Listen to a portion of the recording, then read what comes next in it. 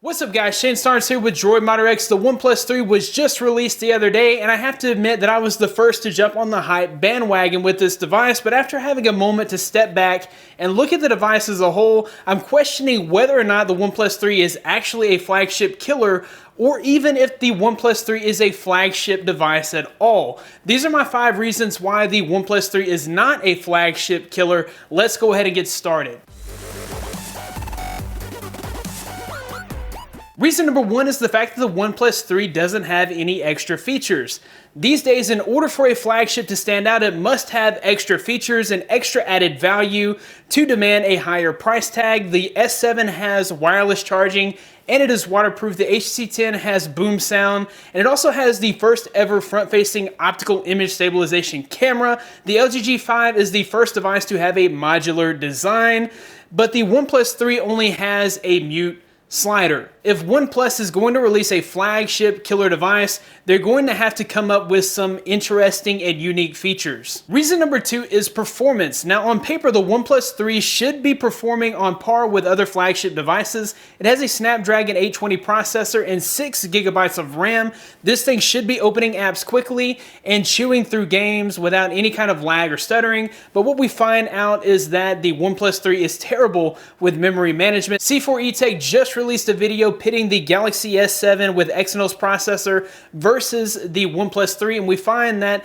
not only is the Galaxy S7 quicker at opening apps, it also relaunches those same apps quicker than the OnePlus 3. The OnePlus 3 is terrible at memory management. It actually has to reload almost every application from scratch, even the smaller applications. This poor memory management makes the phone seem slow and sluggish, and for that reason, it can't be a flagship killer. Reason number 3 is the inclusion of a 1080p display. Now, I know a lot of you are going to try to argue and say that 1080p displays are more efficient with energy. They say battery, they perform better because you're pushing less pixels. But we've already found out that the 1080p display makes no difference in performance, and it looks less clear, less crisp than a 2K display because there are less pixels there. And then the fact that the next evolution in media consumption is virtual reality. 1080p does not push enough resolution to make VR an enjoyable experience. You need at least a 2K screen to make VR high enough resolution, with the preference actually being a 4K display. In fact, 4K displays will be the standard on flagships in the near future because of virtual reality. The 4th reason is no expandable storage on the OnePlus 3. Now, I know you're probably thinking 64 gigabytes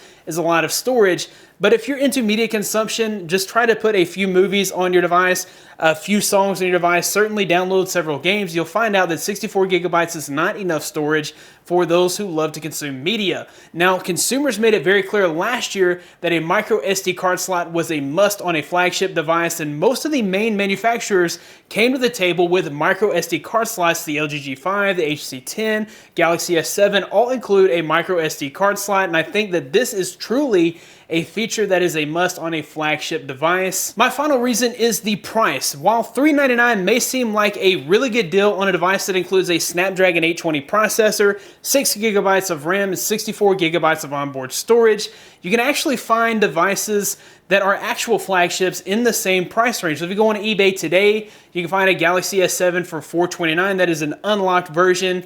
You can also find an LG G5 for $439. If you take the time to look around, you'll actually find very good deals on current flagship devices.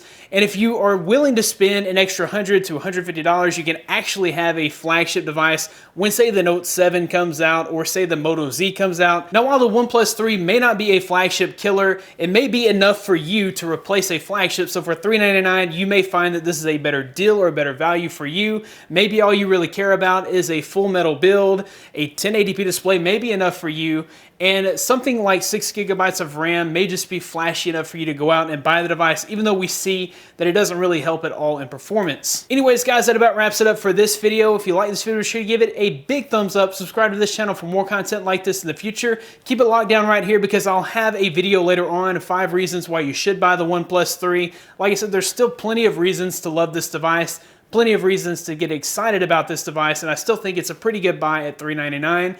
Thanks guys for watching. Be blessed. I'll see you in the next one.